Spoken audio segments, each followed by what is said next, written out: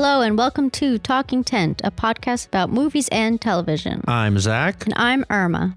Today we are talking on the television side, some time-hopping jubilee with the end of Bodies on Netflix, a British show that we talked about briefly, and of course the season finale of season 2 of Loki. So we'll be talking about how both shows handled time jumping and time travel and which one we prefer. I don't know. It'll be a general discussion. And then we had 3 excellent movies this week that we watched. One in the theaters, The Holdovers with Paul Giamatti, Alexander Payne's newest movie. David Fincher's newest movie on Netflix called The Killer. And finally, a lovely, pleasant road trip sister family comedy starring Awkwafina and Sandra Oh on Hulu called Quiz Lady. So I think we're going to have a pretty positive episode this week, darling. Wow, that's a change. A little bit. Sometimes things ebb and flow a bit, but this week I think I liked almost everything. But first, we'll start like we always do with some marital bliss. What did we do this week? Well, I'll let you talk about it. Oh, I'll talk about it. I was just asking Irma, did we do anything? We did one very special thing. Both of my parents are turning 70 years old. One has, one will this year. So we combined it into one glorious dinner at world-renowned Le Bernardin, 3 Michelin-starred, top 50 restaurant in the world. Eric Repair, who you've probably seen on several different food television shows. He comes on Top Chef a lot. He was famously very good friends with Anthony Bourdain and part of his very tragic story. So that's sad. But we had a lovely dinner. Yeah, we got the tasting menu, which was nice. We didn't have to think. Of course, I only go to these fancy places. We're only getting the tasting menu. I'm even surprised they have a prefix. I know, me too, actually. But it's such a staple? Yeah, it's such a staple or an icon. Well, it's also like a big restaurant. Yes. I feel like with a lot of these like 3 Michelin star, very fancy restaurants, a lot of times it's like they don't have that many seatings. Like this felt kind of more of like a standard restaurant that like you can get the tasting menu or you can order a meal. Yeah. Well, actually, I feel like the 3s, which there are not that many anymore. There's only 4. Michelin Guide, we looked up, released their new things. Ever? No, there's 4 in New York. Yeah. Because a few have lost or dropped. But I feel like isn't 11 Madison Park also pretty big? Like it's like a restaurant as opposed to like we're talking the few but other I feel spots. Like even 11 Madison Park, like they did more specialized things. Like with that, they brought us all into the kitchen. Yeah. They had like some and Blue Hill, specialty same things. Thing. Yeah. It was just kind of like, I don't know. It was more of like an experience. Like this just felt like, oh, here, welcome. I don't know how to explain it, but I do somewhat agree. This one felt very much, I mean, it was still lovely. It was like still get like us in, get us out. the in service a way. was good. No, Yeah. I didn't feel rushed. No, I know. I didn't feel rushed. It just felt like more like a normal restaurant. Yeah. Which is fine in theory. Like no pomp and circumstance, really. Yeah, except, everybody was in uniforms. What did you think of the food? I thought the food was amazing. It's mostly seafood based. It's all seafood. Yeah. It was great. Very delicious. Yeah, I prefer my fish raw or turned into pig or cow or chicken. You made that joke at the veal. Restaurant, Zach. No, I did it in the Uber home. Oh. It was a Lyft, actually. I'd like to say the proper brand. But yeah, no, it was really good. It was really good. Maybe not my favorite of our fancied meals that we've done. If you've been listening to us, you know that Irma and I are kind of foodies. We have dabbled. We do fancy spots. And actually, overall, from my experiences, I think I prefer the 2 and 1 star restaurants for some reason. Maybe it's just my own bias going in and like, and also just understanding like this restaurant can't be rated any higher. At least by this one scale. Yeah. So like it must be amazing. And for sure it was very good. And I think like anybody would be impressed by it. And also if you like fish, you'll love it. Like just cooked fish is not my number one choice almost ever. Yeah, and they have like a whole like vegetarian tasting menu as well. Like I think it's like very like it's catering to people who aren't huge meat eaters. Oh yeah, and actually, well, the biggest thing that I was impressed by was my brother-in-law. It has particular things that he can't eat and he will eat, and he just like several different food restrictions. Mm-hmm. And they asked him up front, and we all kind of giggled. He told them what he needed, and they were like, "Yeah, we can make that work." And when they brought everything out, they would bring his special and like explain what was different about not his. many things they had to change. It didn't seem like. Well, right. Well, because we kind of catered. The restaurant we chose was like on purpose to be like, this will be the easiest at least. But even so, like little things like the sauce would be different. And I'm thinking that that wasn't prepared. That was the waiter told the chef, this is what they have to do. And they kind of had to figure it out. Yeah. Like what's going to work and what's not going to work. Like a truffle butter as opposed to a meteor, a sauce that had bacon in it, and like to try and get that same vibe, but obviously without the meat. But yeah, that I was most impressed by. Yeah, it was really good. And in industry talk, the big one, it happened. Yeah, it the happened, SAG finally. strike is over. SAG-AFTRA came to an agreement with the AMPTP.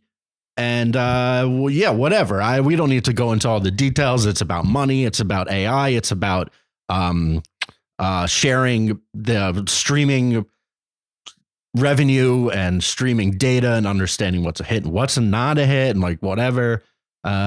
So everybody is back. If you had noticed since the writer's strike ended and all of the late night shows were back, everybody on them was basically athletes, reality people, or musicians. A lot of musicians. And now, or even like the directors getting out there. A few of them. Like, and then this week you just saw like every commercial was like The Rock's here, Jason Statham's here. You know, all the actors. Oh, were because like, those are such big actors. Actually, I don't even mean Jason Statham. I meant Jason Momoa for some reason. But I don't know, The Rock and like Timothy Chalamet was on SNL singing a song about it. So everyone's back. Good for the actors. Good for the little actors. And mostly good for the crews. The crews are back. Thank God. Yeah. And now things can get going again. Yeah. As we break for Thanksgiving. Right. So I think there'll definitely be a very noticeable lack of new material probably in like 6 months. Or like things have already been pushed back, I guess, because they were kind of preparing. But it's just going to be a slower trickle. Yeah. And then all of a sudden it's going to be the onslaught again. But that's fun. Mm-hmm. Gives us time. Well, the Grammys were announced. Not that we have to really the go Grammy into nominations. that. Hey, Grammys are tent. My biggest takeaway was, the big categories, at least. I didn't go so far down the list. But the big categories are all women and John Baptiste. Yeah. And I made a little goofy goof to Irma saying, now watch, I bet John Baptiste is going to win. So I saw like, I follow this account on Instagram. I forget the actual name of the account. But I guess there's a Netflix documentary about John Baptiste. And it's so sad. Like his wife was diagnosed with cancer. She beat it. Like she was in remission. And now I guess it came back. And so this is like last time when he was at the Grammys, like she was home, like in the hospital, and like he was, and she watched, I don't know. It seemed like a really sad thing. So like, I'm curious to watch this documentary, and I bet it'll give him a boost. You know what I mean? People are going to be like, oh my God, John Baptiste. That's so sad. It's really sad. I was just looking again because we just watched Boy Genius on SNL, and I would not be surprised if Boy Genius takes it all home because they are, first of all, fantastic. But second of all, kind of a nice middle ground. If people are like, also why I think Billie Eilish won a lot. The album was amazing. But also it's like, for people that don't just want to vote for pop. Yeah. There's like a pop sensibility without it feeling so manufactured. Yeah. And Boy Genius has just made the album's fantastic. And like, I just feel like there's something around them. There's a lot of momentum around them, or maybe it's just me because I love them. I swear in the past couple days, they have like every day they've been like popping up on my Instagram feed. It's been like all over the place. They're out there. Yeah. They're doing I know doing they the did work. like a collaboration with Catbird, which is like a jewelry brand that I love. And so I've just been seeing them all over that, which is kind of annoying. They're out and about. They're taking advantage of their massive explosion, the three of them, which is nice. And then otherwise, I would also think, if not them, Billy's song for Barbie. I think for like song wise, I think album I would vote for Boy Genius, but song wise, that song, what was I made for? Yeah, it's so good. It is so good. And like whoever votes for the Grammys, who that I don't understand, seem to love Billy, but also Taylor Swift is back in the mix with Midnights, which was definitely not one of her best albums. So we'll see what happens. So I saw a funny meme. Not to always talk about Instagram, but it was Taylor and Travis Kelce holding hands. And the meme was like Taylor taking her new album out for a walk. I just thought that was so funny. Or her next album out for a walk. Wow. Do we believe this one? I kind of do. Yeah, I do. It feels so. They were spotted in Argentina. Yeah. Also, football people are wondering, it's the curse of like, now he's ruined because it's football season. He can't be flying back and forth to Argentina. I mean, it's weird that he went. That all being said, he's still so good. But the Chiefs are iffier this year, which is interesting. But she never spends nights in these cities. She always flies home. You watch her charts. Oh, yeah. You watch her flight charts. No, but like, it's just like a known thing about her. Do. Yeah. Like, it's just like, she never spends a night in a hotel room. She'll always go back to her apartment in New York. That's crazy. Or in one of her other homes. Must be nice. Yeah. I mean, she's got the money. Got that money. Is that it? You got anything else? Other tasty goss? No, I don't think so. All right, TV time. TV time. We're going to talk about the Goosebumps finale. Just kidding. Oh my God. I roll. You're so annoying about this show for some reason. Goosebumps finale because we messed it up last week. But it's not the finale. Stop talking about it. Okay, next week we'll talk about the Goosebumps finale. Why do we have to talk about it again? Because it's funny. Now it's a bit for all of our listeners. They love us. Goosebumps. No one is watching this. I know no one's watching Goosebumps. So no one wants to hear us talk about it. Maybe they are. Maybe some people are. Anyway, let's talk about the real meat of the television side. Which one do you want to do first? Should we just dive right into the curse? Or you want to talk about... Oh my God, I totally forgot about the curse. I didn't even say that up top. Good gravy. My number one most excitometered. Yeah. Yeah, let's talk about the curse. Okay. You go. Irma was nervous. I'm still nervous. If you listened to the excitometer. This show is so, like, it didn't give me anxiety watching it. I mean, there were moments for sure. I just like, this is like a 12 on the weird scale, like out of 10. Like, I just know it's going to get even weirder than what it is. I think this first episode was just kind of like a setup episode. It's really interesting to see Nathan Fielder like doing scripted and like being an actor for the first time, because he's very much like, he loves doing like reality type shows, but like with real people, putting them in awkward situations and then seeing how normal people react. And this is kind of similar but opposite. Like, he's like scripting these awkward moments. So it's really interesting to see like what will come out of this, like what he deems interesting to him, if that makes sense. I think he's doing a pretty good job, honestly. Like, he's doing great. I was pretty surprised. Holding his own with Emma Stone, right, 100%. Exactly. Emma Stone is like so good. She's so good. And if you watch this show and you don't think that, you're crazy. Like the faces she would make. Well, that's it. Like, I just think like he needs someone like her to just like sit next to him and just like react to his weirdness, you know? And also, I've said this a few different times, I think Benny Safdie is an excellent actor. Yeah, he and really I think, is. I mean, between the three of them, he's kind of like a chameleon. Sorry. Yeah, no, he definitely is. I said that during the show. Mm-hmm.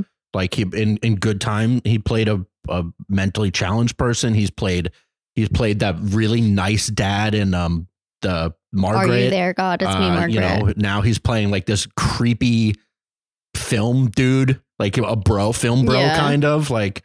He's just and the Russian guy from Oppenheimer. He's like character. He's a bona fide character. He's having a big year. Yeah. But yeah. So the curse. Sorry, I cut you off. Did you want to say anything else? I just wanted to talk about Nathan's acting because you brought it up. Go. Yeah. So obviously, I was super excited for this show. It is, at least from the first episode, much different than what I expected. I knew it was about this like HGTV like. Oh, I did. See, I did not. I know you didn't. I didn't know anything about it. I also like. It absolutely makes sense. When we finished the episode, I was like, "Yep." So Nathan Fielder and Betty Softy definitely wrote that because it's like both of their sensibilities together. But I thought, and maybe it still will, because they opened things up, like you said, to the possibility of getting weirder. I thought, just based on the softies' involvement, that it was going to be a lot more intense, and less satirical. So right now on the balance of Fielder versus Softy, I think it's balanced pretty hard at Nathan Fielder. I like 100%. Being awkward and satirical and like a criticism of kind of the world, but with like reality TV. Yeah, just and consumerism and all of that, and like with a winking eye, as opposed to like Good Time or Uncut Gems of being like similarly tense and difficult to watch, but because like you're on the edge of your seat. So we'll see what the balancing act is going forward. Yeah, I mean, I think it's a really good collaboration. Like they're a really great pair, I think. And like, how many episodes is it? Like 10? So it's going to be like 10 hours of television. Yeah. Like, I don't know if I can do it. It's going to be something if anybody didn't watch. And I feel like it has a potential of going supernatural. Like when you think of a curse, like you think of like kind of a supernatural element. At least I do. So I'm curious to see like what actually this curse is. Yeah, well, I assume, and of course they could go where it is kind of that. I assume that there will always be, like some shows do, the possibility that it's all just circumstance and happenstance. And like Nathan Fielder is just like bad luck. Yeah. And then and then Emma Stone will get caught up in like, you didn't actually solve the curse, and he'll just be like, this is insane. But I really appreciate, again, speaking of Nathan Fielder, that he is not afraid to display himself, even though obviously you're acting. Everybody knows you're acting. But I feel like many actors would be too scared to look this shitty. Yeah. And like, he just doesn't care. In his first real acting role, like in the public eye, he's just like, I am making myself an awful person. And like, and the tiny penis thing, like all of it. Oh my God. Just, it's so strange.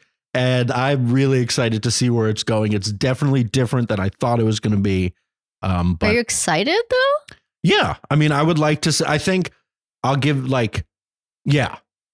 I kind of I know like the whole premise of the show is about them like making a pilot for this HGTV show that they're trying to pitch.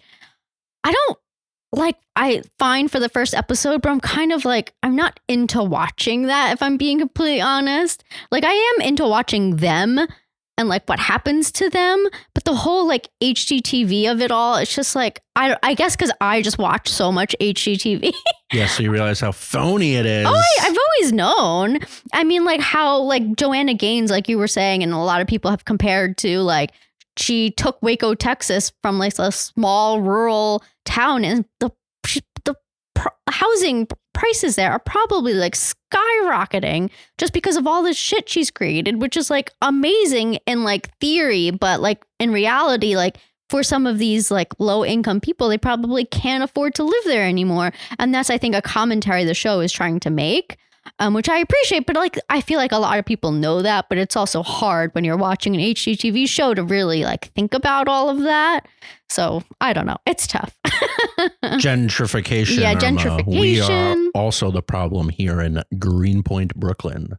As more and more Michelin starred restaurants that we just talked about open up around the corner. But it's also like the liberalism and like, I don't know, like all of these, not like the white savior.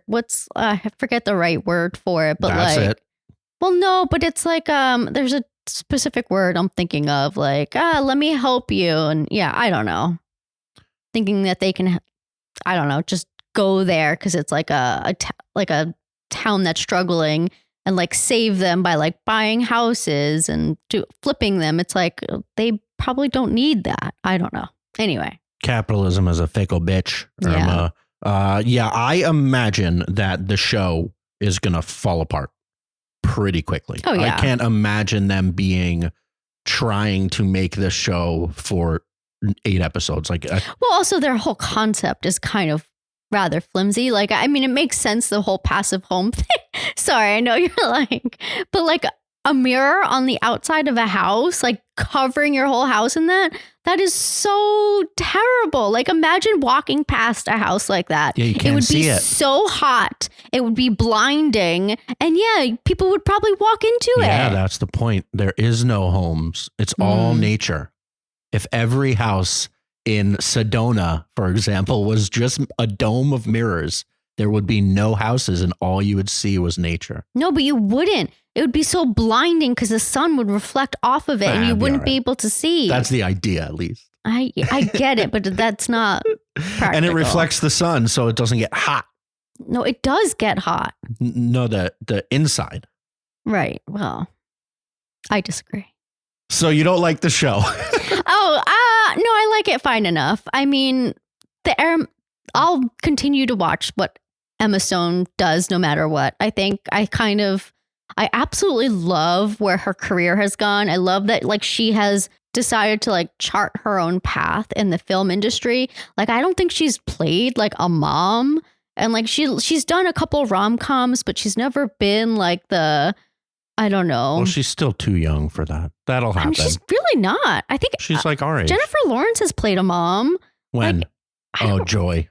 Yeah, I'm just saying, like, she just has done really different and creative things, and I appreciate that. Like, she's just trying to like go out of the norm, and like she was in The Favorite, and I don't know. I like that she's going more weird rather than like the more like stereotypical track a woman gets in Hollywood. So Amen. I like that she's like, yeah.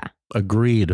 Yeah, like she's trying to be more creative. Yeah, work with Greta next time. And I'm not saying, yeah, like those other roles aren't fulfilling or important, but like I like that she's doing something different. She's a weirdo. Mm-hmm. She's great. Next, time travel time. Irma, what dimension are we in? What year is it? No comment. I don't know what you're asking. I don't know. Time travel. How philosophical do we want to get? Bodies and Loki, we watched the end of both. I'll give my general thoughts and comparing them both, and then we can see where that conversation goes. Bodies, for anybody that doesn't know, you should watch it. It was very good. I was very pleasantly entertained. It was your classic time travel story wherein there are consequences, there is a timeline, and a timeline loop like we've seen many times before, like Back to the Future, where we understand that the actions of one person in one part of the timeline affects things that happen in another part of the timeline. And if they go back and change things, it affects them. And if you think about it a little bit too much, sometimes it stops making sense. But if you just allow it to be basically a linear path that hopped back a few times to adjust things, it still works. And like the consequences and the actions that the characters take have direct correlation to the rest of the story. Like in Back to the Future, if he goes back in his own timeline and makes his parents not meet, then he will not be born. It's not. And okay. And so like, and that's, I feel like that's like your traditional time travel story. Yeah, I think this was like very well done. I definitely had like a couple questions here and there, but like at the same time, I don't really like some of the questions were answered and some of them weren't. And I think like both are okay. Like, I don't think it really detracted from the story that like there were some things that like just kind of confused me, but at the same time, like it didn't matter ultimately. And I don't know. I think the show did a really great job. It was very entertaining for sure. I agree. And on the other side of the spectrum of what, like, I'm going to call it kind of a new way to explore time travel and multi dimensions, where I think this is where it really starts to separate itself, is when the actions of the characters don't really affect the characters we're watching. They affect and create alternate timelines and alternate iterations of a story, to the point where there are infinite stories that need to be harnessed, and none of them matter because the consequences don't affect what we're watching.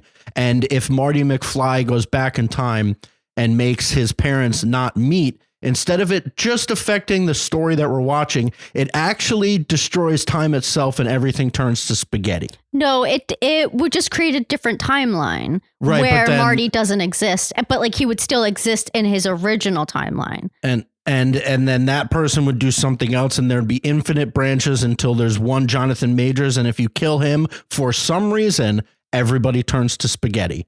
So the difference is, you can take in the first story, the first type, you can understand that this kid calls a number and explodes a bomb, and that affects all the timelines we're watching, or he doesn't, and that affects the timelines we're watching. Or you can be told that because Sophie, not Sophie. Well, so you're talking about Loki now. I'm never going said back and forth. Well, I know, but you didn't really say what Loki. is from what. Or if what's the Sylvie kills Kang, everything is destroyed. And you just accept that because he is holding time together. No, because he is like protecting the sacred timeline. And so she kills him because she's like, I don't want to just protect the sacred timeline. And so they allow like these choices to manifest into other branches. And so that's what like goes crazy, is because like they start extending and then dying because there's no one there to like protect them. He was just like, so it didn't branch off. Sure. But the TVA was doing that also, right? Well, the TVA was doing that because of him. And so when Sophie and Loki go back to the TVA and explain... Now you're calling her Sophie. Well, that's her real name anyway. Is it? Yeah, Sophie DiMartino. Wow. What are the odds? So like when they go back to the TVA and they explain what's going on, and they're the ones who allow the extra branches to like grow. Sure. So it really didn't matter if they killed him or not, to be honest. Exactly. Nothing mattered. And I do respect, this is where I came back to. So I think the finale of Loki season 2 was actually, so had you heard me speak about it, you would say that I did not like this show. I actually think in the last episode said it was just bad. And I thought the finale as a standalone thing, when they finally centered on what they were trying to do, worked. And it was pretty good. They also made an entire season of television, which was supposed to be a waste of time. And I kind of love that. I don't think it was supposed to be a waste of time. I think, so to me, the show, Loki, is just like a character study. It's like showing Loki's growth over however long we've spent with him. Like, to be honest, Loki is, I think, my favorite character, but also we've spent so much time with him. I mean, in the MCU. So like, I don't know. I loved this show. I love these people. Did it always make sense? No. Do I care? No. Like, I don't know. It's sad. Like, he went on Jimmy Fallon after the final of this episode, or the series finale. I was just like, I've had this has been such a privilege of my life playing this character.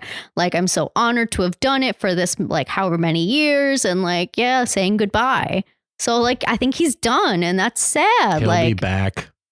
I mean, yes, I definitely think he'll be back, but at the same time, I don't know. It's just, I don't know. It makes me sad. Tom, you didn't get enough of Tom Hiddleston as Loki? He's just so good at it. He is pretty good at it. That's also exactly what you just said is how I justified a pretty bad last season and finale of Lost. When you say, well, it was about the friends we made along the way, means that the story didn't work. I disagree.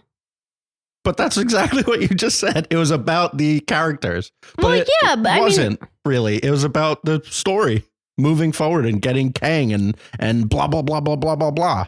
I mean, I understand it. I'm not going to go into like the nitty gritty, but like it made sense to me. You kind of just accept it though. Like, I understand. Like, yeah, sure. She did this, so this happened, and this branches got out of control, and this giant loom wasn't strong enough, so they had to shoot a thing at it, and that didn't work, and Timely had to do this, and then instead Loki had to go into it and somehow do it all himself after centuries of training. Yeah, after centuries of training, he became like the master of time. He became He Who Remains, essentially. Yeah, I get that. Okay. But like, I can also just describe 6 plot points to a story, and you'll be like, yeah, okay, without it, like watching it for 7 hours, being like, yeah, this all tracks. You know, it's just, it was all over the place. And yes, I understand where we got to, but I don't know. It just didn't work. But the season finale was fine. And back to bodies. What more specifically? So we kind of got off track talking about the differences, but I don't know. Where do we go from here? Oh, I feel like we talked about bodies already. Well, do you want to go into any nitty gritties, or we just say people should watch it? Because we didn't really talk about any of the plot, how they ended it. Yeah, well, let's do a little bit of how they ended it. I really liked the last few episodes. I thought it all came together really well. The future actress I thought was excellent. Mm-hmm. The tiny girl that we've talked about. Stephen Graham is always good, and he was Al Capone. Yeah, well, Al Capone from Boardwalk Empire, but you know, Tommy Gunn from Snatch. He was so unlikable in so much of it, but then the parts that I really watch him and be like, wow, that was a really good job, was when at one point they were kind of filling in the gaps of the story, and when he was being charming to the daughter that he ends up marrying. Polly, I think. He's just also so convincing as that. I know. But when I was watching it, I kind of thought like he's a bit too old, I think, for this part. Like, I think he needed to be a little younger. True. But that doesn't really matter. To then grow into, like, she was obviously much younger than him. Oh, yeah. But maybe that was part of it.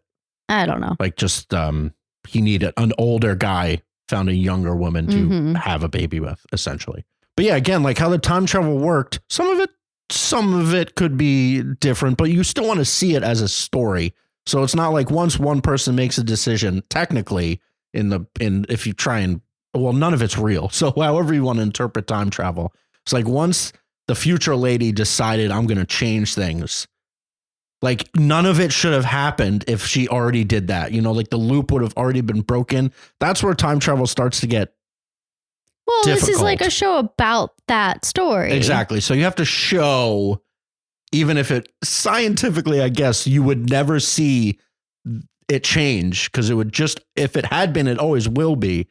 But for a show, you have to show the whole loop.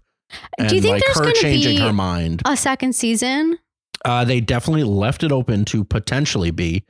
Yeah. I think it would be somewhat, like, I was really satisfied. Me too. Kind of bringing it back to Loki and the MCU, of like, there never really is conclusions in the MCU. And I think that's why people are starting to very obviously grow tired of it. Like, the numbers are devastating for the Marvels and basically everything that MCU has put out. So like, I think at some point, like Endgame technically had a very satisfying end, and it was like, well, let's keep going. So this show had a very satisfying end. The arc that we were watching, the characters we were watching pretty much ended. The only glimmer that they showed is like potentially 2 of the characters could keep working together, almost like you're watching Doctor Who now, like a completely separate thing. So like they understand time travel, and like they can help solve other shit because of it. They stopped this one really bad thing from happening, but then did that cause something else possibly like really bad to happen? Which, so like, I'm just kind of curious, like, where it could go. I mean, and this is based off of a comic book, and I assume that there's more to the story. So Yeah, I would be interested. I'm not clamoring for another season. No. I think it worked and I'm happy with it. But if it came back, would we watch it? For sure. Mm-hmm. And especially because I think your girl seems to be like, has taken over as like the main character. So we'll see. Her name is Shira Haas, which I actually did know, but I had to remind myself. Shira Haas, and then Amaka or Amaka Okafor is the other one. So yeah, they would be like the two leads of like, and hopefully that other guy time comes traveling back. bandits almost.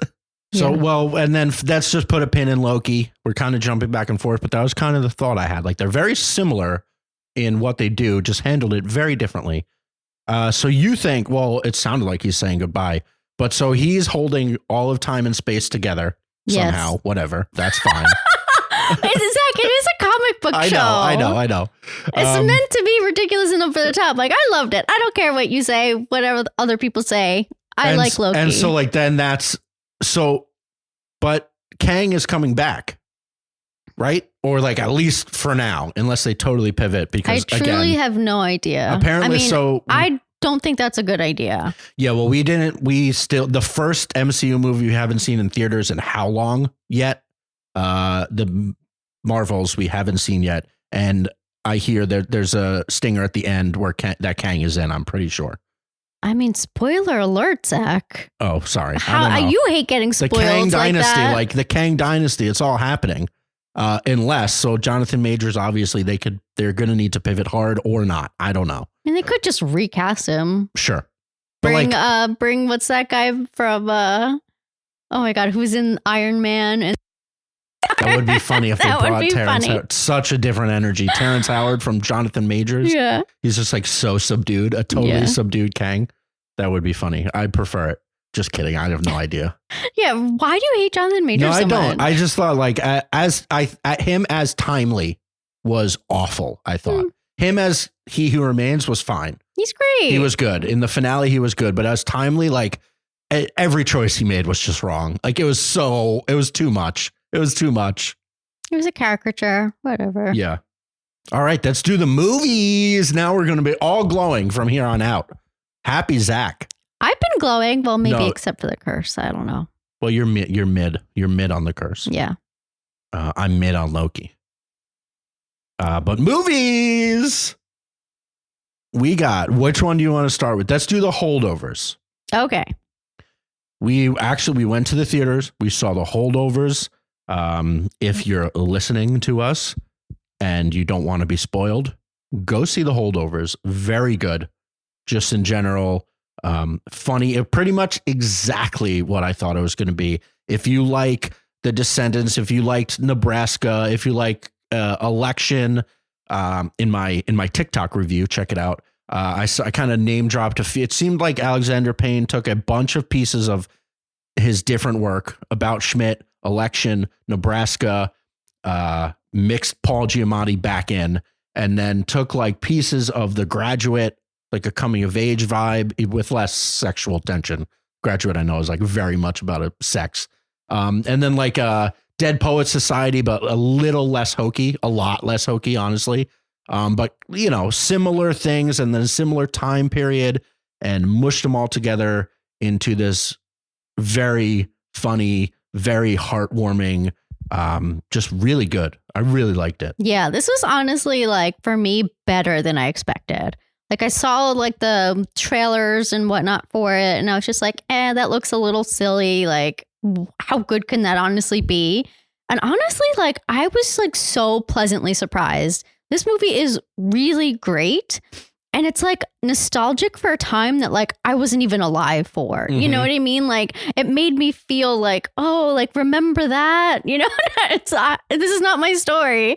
But no, I thought it was really great. Yeah, I think so enjoyable. When we first talked about this flick, I think I described it as something like a throwback. Mm-hmm. Like that's what the trailer looked like. Yeah. And that's exactly what it was. It was like there's just not that many of these movies anymore. Where there used to, it feels like there used to be a lot where like, it was like it was character, speaking of like, it was character driven. It wasn't this massive plot, but the plot was poignant. So you don't like big stories now either? Yeah. I'm sick of all the big stories. But like I like an intimate affair, And I Yeah. love a coming of age. I love a self-discovery when it's an older person. I tend to call it a self-discovery. This had both of them. Yes. Yeah, I guess we're going to get a little bit more plot forward, but yeah, go see The Holdovers. It was really good. And very funny. Yeah, very funny, very sad at times. Yeah. Touching. The only thing I'll say that I guess is spoiler if you don't want to know, but like the whole lazy eye thing just killed me. Yeah. Well, it was very distracting for a while. It very much because was. I really was like in my head the whole time. I was like, wow, does Paul Giamatti have a lazy eye? And I just never noticed. And then they finally address it in the movie. But like, I don't think he has a lazy eye. Like, I think it was just a contact, but it was so well done.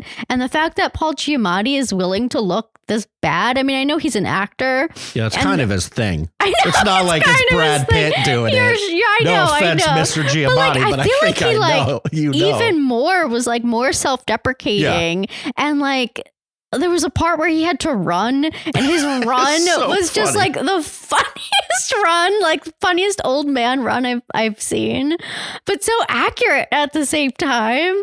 I don't know. I this movie was delightful. And Divine Joy Randolph, I know you hated her accent. Weird choice.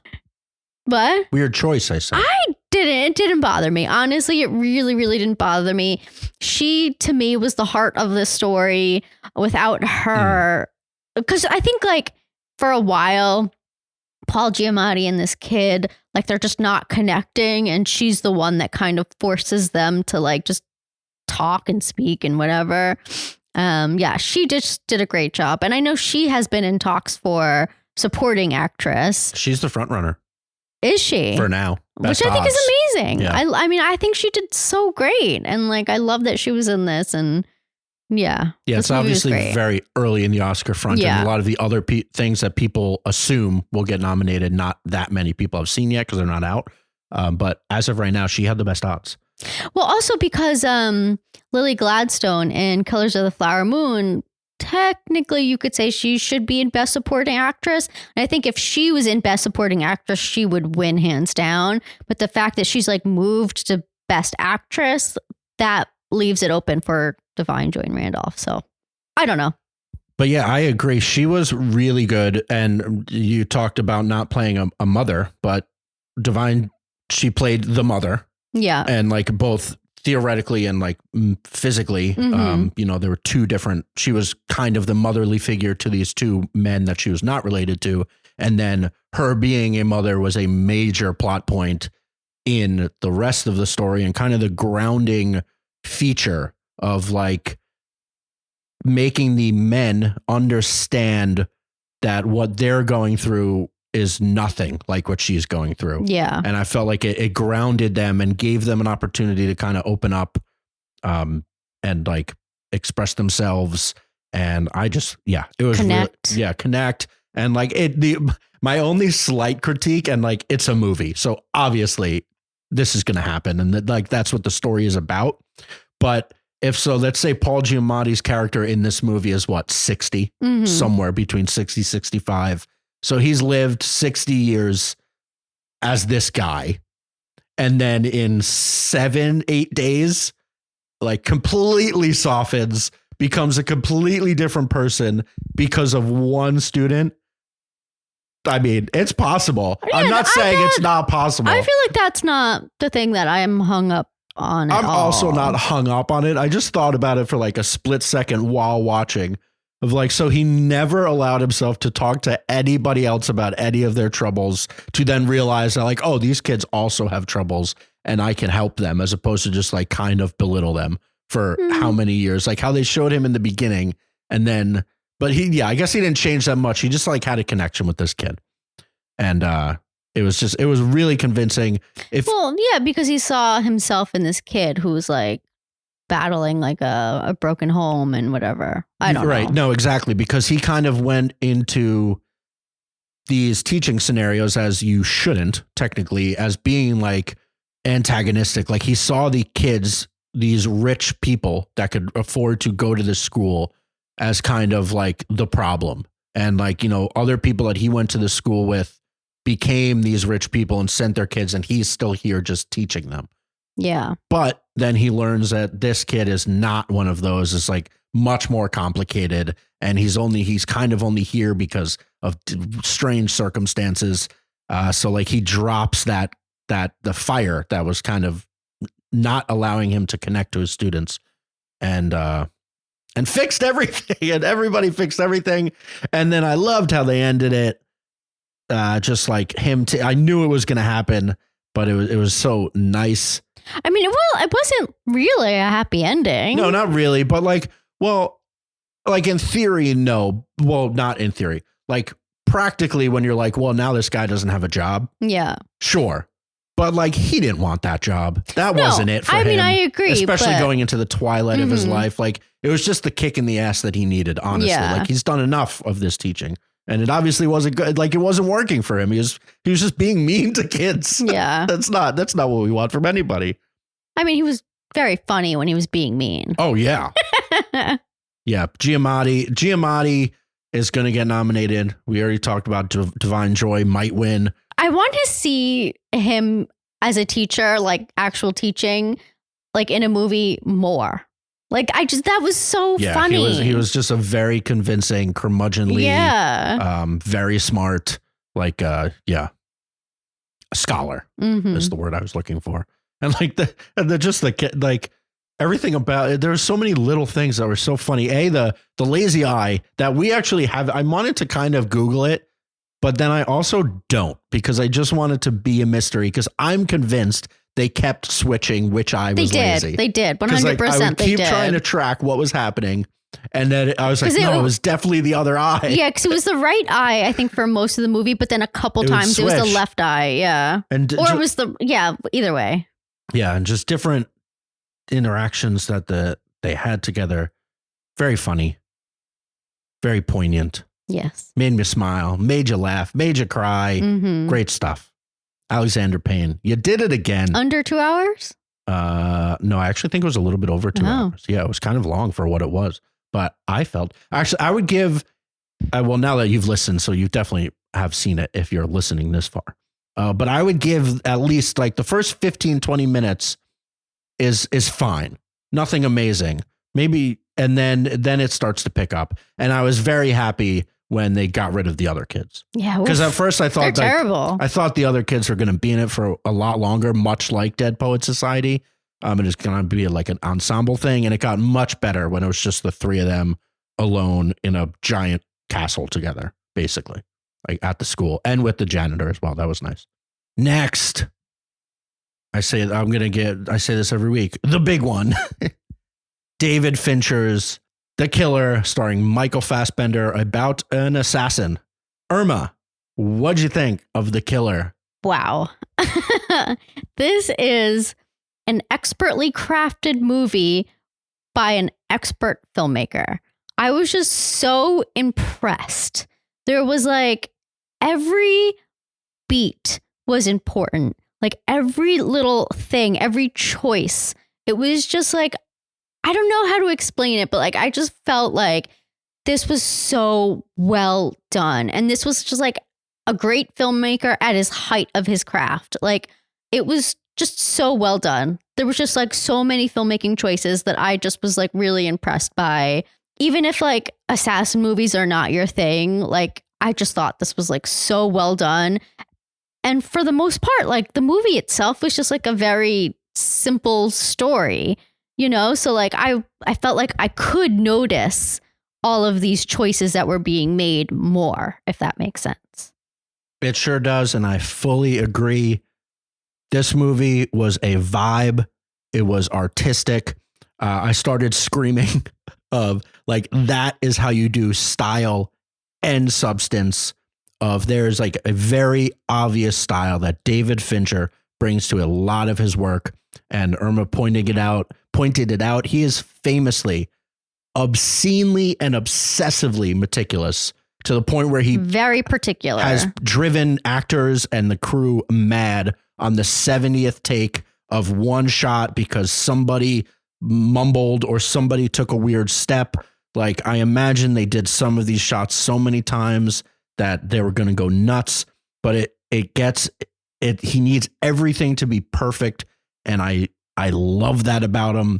And I felt like it was like mirroring what the actual movie was about. Like, yes, this was about an assassin, but this like assassin had to be so perfect and precise and whatever. And yeah, like it really fit with what Fincher was trying to say. Yeah. Sorry. So Fassbender's character is wildly meticulous. He has a code.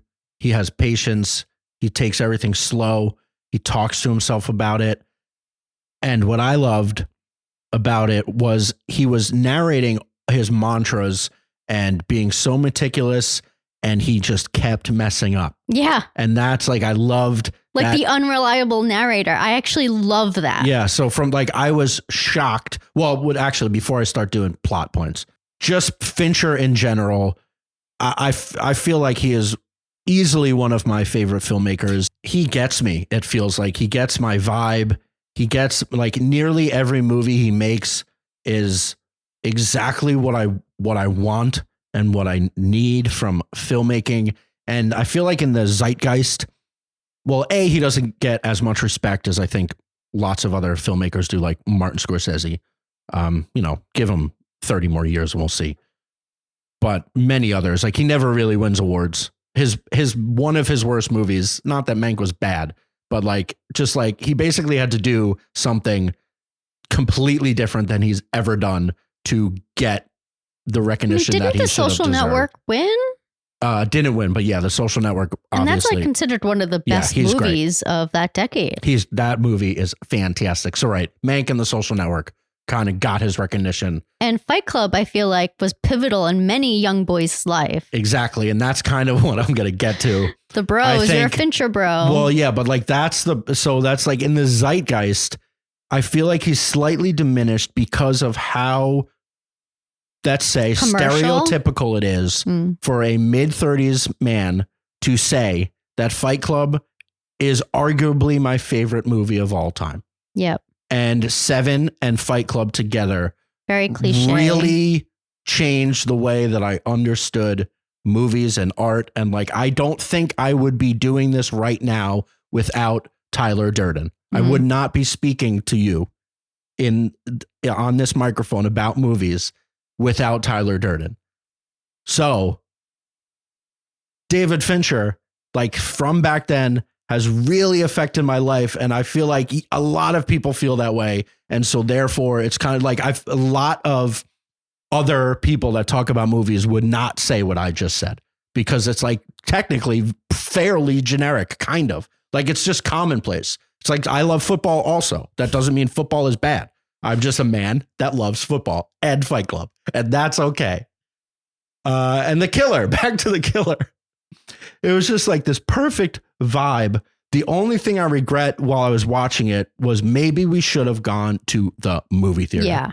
Because I was blasting our stereo system because the sound design was so cool. It was so cool. And props to Trent Reznor and Atticus Ross working with Fincher again, as usual. Just like obviously the soundscapes and like the background and all of the droning and everything I'm not sure where Trent Reznor, Atticus Ross stop and David Fincher and whoever does like sound design and Foley and all that start. But even like choosing the music. Yeah.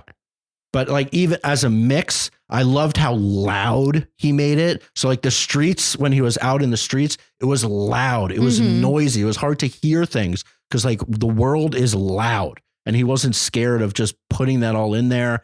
And then crescendoed by the heart thumping of the fight with that. I think he's an MMA fighter. I think that's like the standout scene of the movie. Well, that and Tilda Swinton. Yeah. And it's basically like a movie of featurettes, kind of. Yeah. Like there's an overarching story, but it's nothing we haven't seen before. But it's like the performances and then just the style of the filmmaking that makes this Assassin's Revenge story better than so many other Assassin's Revenge stories. And so back to that fight, like just the droning thump that they added, like that, just, it sounded different than it was so intense. any other fight scene I've ever seen.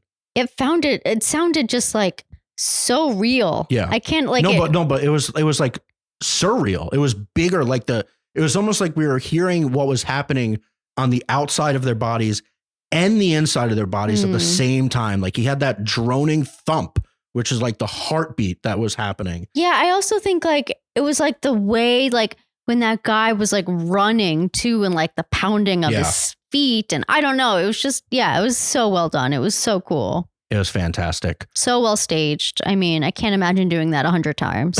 Right. Yeah. Right. Talking about how many times he does takes. I'm sure there have been, but like how many times, Fight Club, but how many times has there been things that like breaking through tables and like stabbing each other? I doubt that they did it that many times. They might have done it a lot of times. How many tables do you think they knocked over? Well, also like I imagine, Fassbender was wearing like a black turtleneck and a black beanie. So I imagine it was actually just like a stunt performer who's like a professional and like. Oh, sure. So I imagine they did it like a ton of times. And then for filming, they like, hopefully we're ready. But although old Michael was looking like he could have been doing most of that himself. Oh, yeah. You see the yoga he was doing? You can't bend like that. Yeah. He put his face into his feet. That was insane. Yeah. He is in wildly good shape. I mean, he's a type.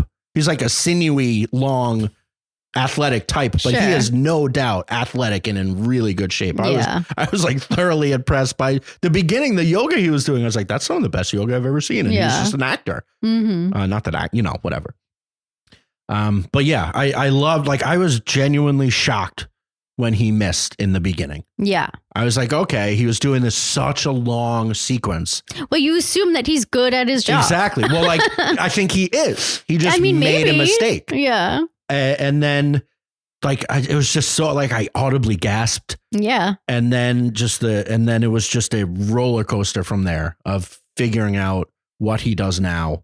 Well, I just feel like we're so used to seeing assassin movies where they're great. Yeah. They're perfect. They're perfect. And I like that this is not that, you know, and he has to clean up his own mess. Yeah. He was very flawed. He made a lot of mistakes. Like, he kept messing up when he killed the lawyer. Yeah. And then he was like, okay, I should, based on his height and weight and 3 nails into his lungs, I should have 7 to 8 minutes for him to give me the information I need. Mm-hmm. And then immediately died. And he went, oh shit. Yeah. And yeah, like it was just so cool how the story progressed, and then he had to deal with the woman, and then he showed like actual compassion with I guess it was like the lawyer's secretary. Yeah. But she was obviously in on the whole, like she understood what was happening. But then like he still kills her, but he does it in a way that like she asks for. Yeah. And the only time he really shows real sympathy or empathy for somebody, except for his girlfriend or wife or partner, they never really say. But yeah, it was a study in dichotomy, and like he had this mantra and these ideas that he kept telling us, but then he wasn't really doing a lot of them. Like, he wasn't following his own laid out path. And I really like that. I really appreciated that. Like, a lot of times people just say their big mantra, and then that's what the more story's about. But this was kind of the opposite. Yeah. Like, he kept saying, don't improvise, follow the plan. But then he kept improvising, and the plan kept changing, and all of these different things, and have no connections. But then obviously all he wants is connection. Yeah. And like, even with that like scene at the airport, like he sees like some guy that he thinks is maybe following him. So he like changes his flight path and like goes somewhere else, and then like has a whole hotel room scene, which I thought was really creative. But then like, if he would have just gone home like he had originally intended, maybe he would have been there and could have saved his girlfriend, and then like the whole thing could have. Oh, true. I kind of forgot the timeline, because I was thinking that like, so the people got there too early, but it was because of that. He like wasted a day. And he was supposed to be there early. And then the reason why also he's not supposed to go home. Once you mess up, I think you're just like, no, you're supposed to start over. Like, in general, disappear. I assumed that they would probably just kill them. Like, he knew that was the end. Yeah. And I don't know. But like, I don't think that like the lawyer knew that he had a girlfriend that they would have killed her. Yeah. You know, like they were there for him, not her. Yeah. Then she got in the way. Yeah. Yeah. It was really good. It was a vibe. I was just in on it. I would definitely want to watch it again. Yeah. Or you can even kind of watch it in pieces. Like, all right, now I just want to watch the fight again, or I just want to watch the Tilda Swinton scene with the snifters of whiskey. And yeah, that's what I keep hearing, but I couldn't verify that. I looked at the locations because I was trying to pinpoint like the waterfront. That's not a thing in Beacon. It's called something else. Well, we went to a restaurant that is on like, there's like a mini river, not on the Hudson, that like kind of overlooks the river. But that's not what it is. But I think that restaurant is just whatever. There's a ton of restaurants like that up there. But in general, he does go to Beacon. I think that's like the train stop he goes to. I don't know. Kind of cool. Yeah. Yeah. The Tilda Swinton part was awesome. Yeah. And then like she's living the life that he wants, I think. I don't know. Yeah. Well, again, like no connections, no friends. Be meticulous, but then he's jealous of this woman that seems to be able to have friends and family and live in the suburbs and be relatively normal while also being an assassin. Yeah. Awesome flick. I would have to think about and probably rewatch a bunch of them of where in the Fincher Geist this lands. I'm going to say it's definitely going to be in my top 5 movies of the year. This feels like if you listen to last year in the beginning, when we first started this podcast, I think we both kind of talked about our favorites, and I believe we did 5 or 6. And this feels like it fits the Northman hole. That last year, the Northman was on that list for me, and this year, this fits kind of right in there. Yeah, definitely really good. And we'll see. Maybe it'll somehow sneak into nominations. That would be cool. I think it can. 100%. Cool. Why not? So it's certainly. I think if it doesn't get some sort of, obviously I'm no expert in this field and like the experts actually vote on it. But if Ross and Reznor and then whoever does like the sound editing and the sound design, they have to get nominated. It just sounded so cool. Yeah. For what it was. Like it was just overwhelming. I wish that's the one thing I wish we saw in like our beloved Dolby Theater would have been awesome. Could we have seen it in theaters? Yeah, it's in some. I don't. It's not in the Dolby Theater. It's like I think it's more like at the Alamo, right? And some of the smaller ones. I don't think it's even in the AMC. But we got to watch it at home, and that was very convenient. Thank you, Netflix. And finally, we watched this movie last night. Quiz Lady, starring Awkwafina and Sandra Oh on Hulu. It is about a sad lady. Awkwafina plays a sad lady whose absent mother, never really took care of them, is now in an old age home and disappears. Now that I'm thinking, anyway, we'll get to the plot. She disappears because she owes like casino guys a lot of money. True. So she runs away. Right. And her sister, Awkwafina's sister, Sandra Oh, was the one that took the difficult upbringing and kind of turned into a wild child, whereas Awkwafina's character, who was 10 years younger, turned in kind of like the insular, sad, sit at home, watch trivia shows for every day, all day. She became very smart, but she hates her job. She hates the people she works with. So you watch Jeopardy most of your life. What happened, Zach? I'm just not as smart as her. It's fine. And anyway, to get to they find out that her mom's bookie, she owes like $80,000 or something, and they take her dog and threaten to kill the dog. So they're just trying to it's essentially they're trying to raise money to get her mom out of trouble.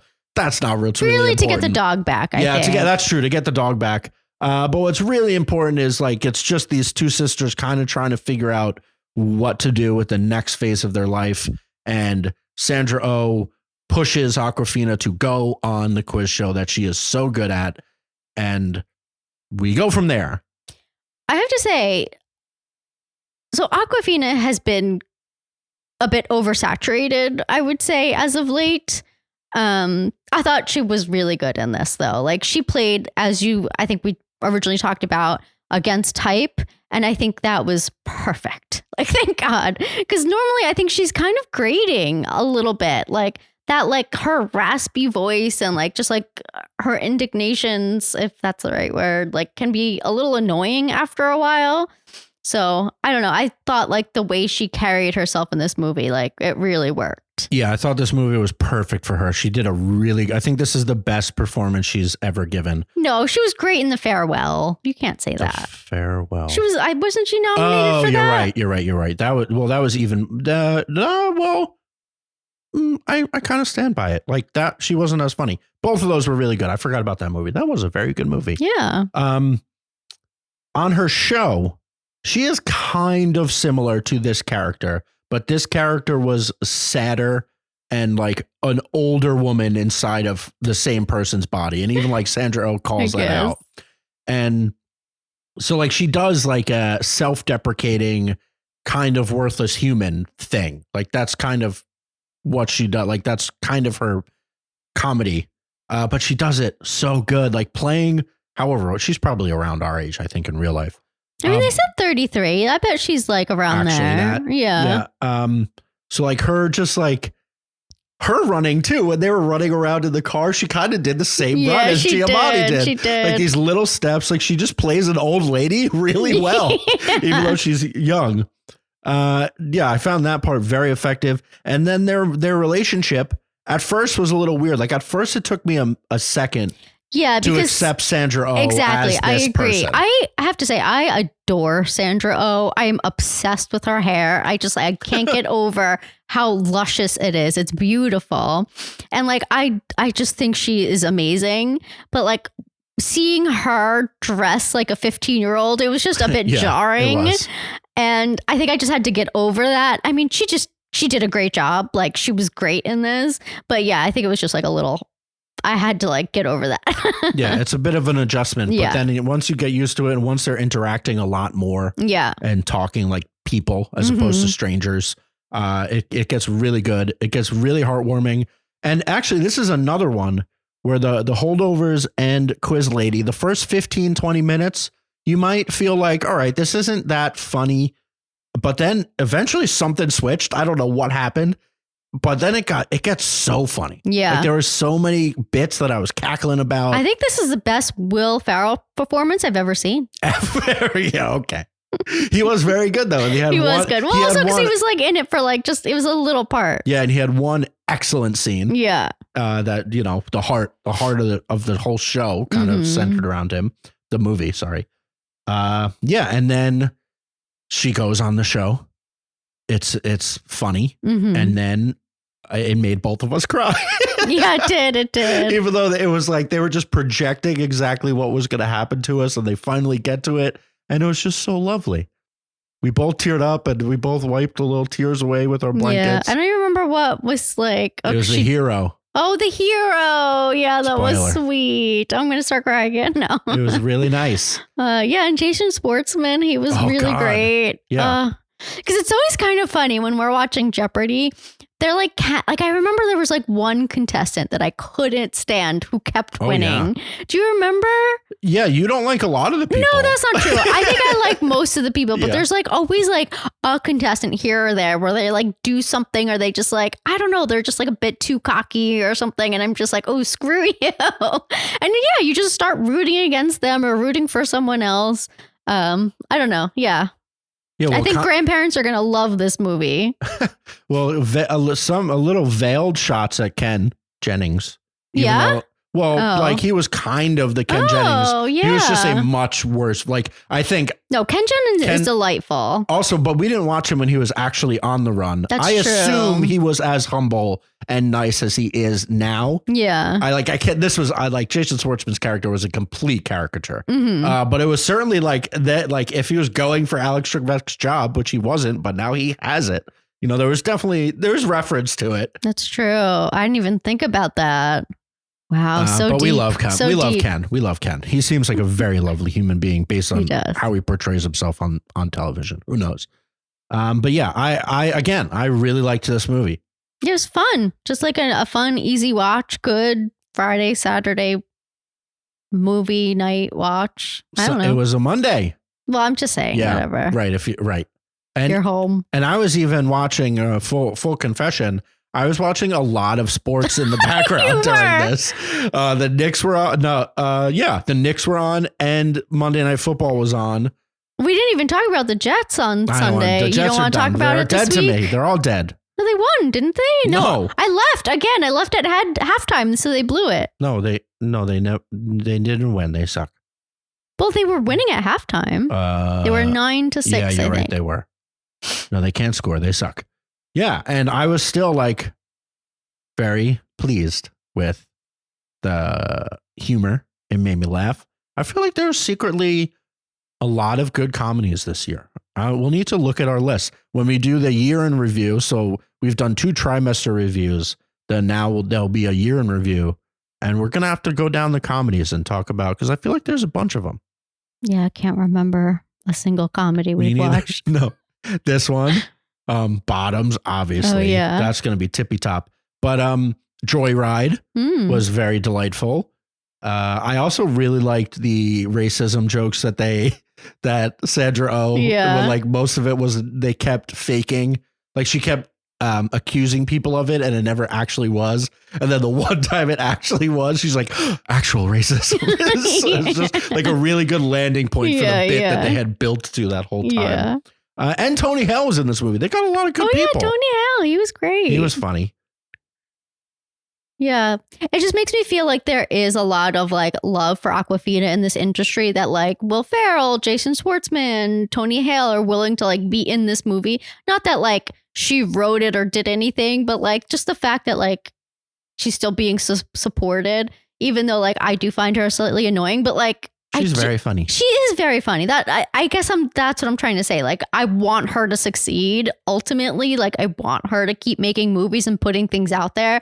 And like, I think it's okay if I don't love everything, but in general, like, I do think she's very good. And same with Sandra. I mean, I adore her no matter what. So I know it kind of stinks that like movies like this, like 5 years ago would have been in theaters, but now it's just like on Hulu, which stinks when you think about it, but also like it's great for us. I don't know. It's so hard. We're not getting into that conversation. Well, it's kind of, well, you already did. It's kind of great for everybody. I don't know. Like, I understand that conversation, and it feels less like maybe 10 years ago, let's say, when like something like Mean Girls was like 20 years ago.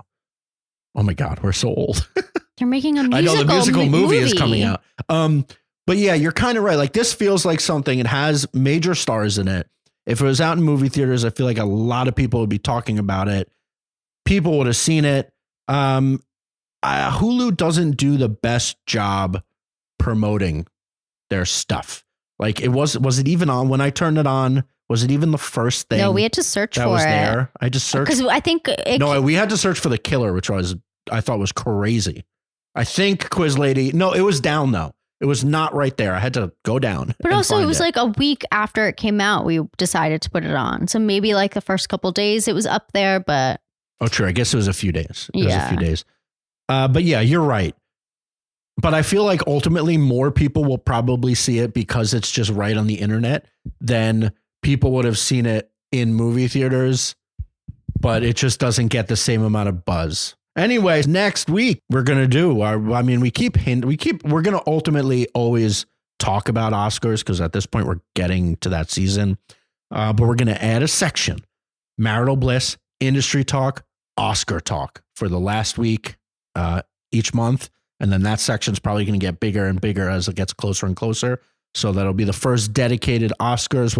I think I'll go into Gold Derby and talk about like who's in the lead, what's going on there, and what we think based on what we've seen so far. And then right now, after I cook dinner, we're going to watch Murder at the End of the World. Episodes 1 and 2 are out on Hulu. So we're definitely going to be talking about that next week. We're going to talk about the actual Goosebumps finale. Ugh, can we not? I simply must now. I also believe there is only one episode left of Welcome to Wrexham. And I really want to talk about it because I am wildly impressed by how good a second season of like a docuseries about a fifth level English soccer team is. Like, I think it's fantastic. How are you like that impressed? Like, it's Ryan Reynolds, like, and Rob McElhenney. They know what they're doing. You mean that surprised? Yeah.